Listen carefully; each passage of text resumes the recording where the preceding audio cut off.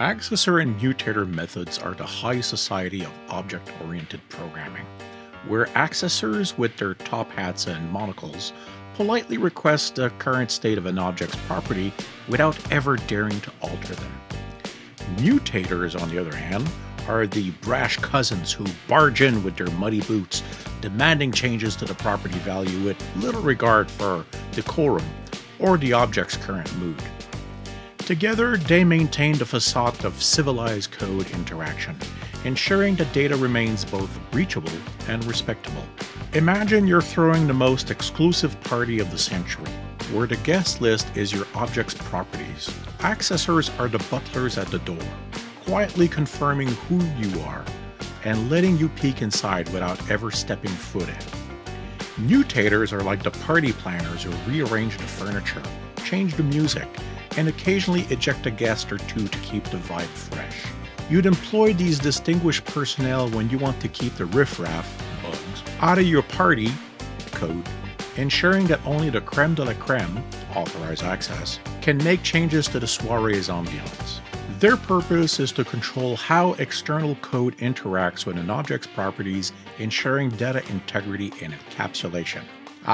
The eternal question that haunts the dimly lit corridors of software development meetings. Whispered in hushed tones over the clatter of keyboards, why not just use properties or methods directly, forsaking the formalities of accessors and mutators? It's akin to asking why one would bother with utensils when fingers were the original and arguably more fun eating tools. Methods and properties in their raw form are the Wild West of programming, where data roams free and untamed, susceptible to the whims of any passerby with the know-how to manipulate it.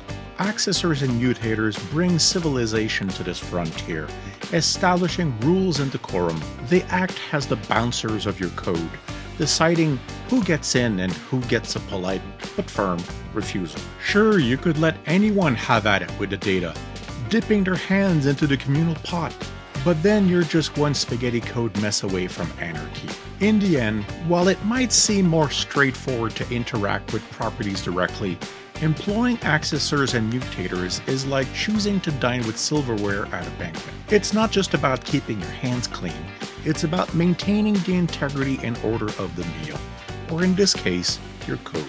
They ensure that data is accessed and modified in a controlled manner, preserving the sanctity and encapsulation and preserving the chaos of unintentional side effects. Plus, they make your code look like it knows what it's doing, even if you're secretly winging it.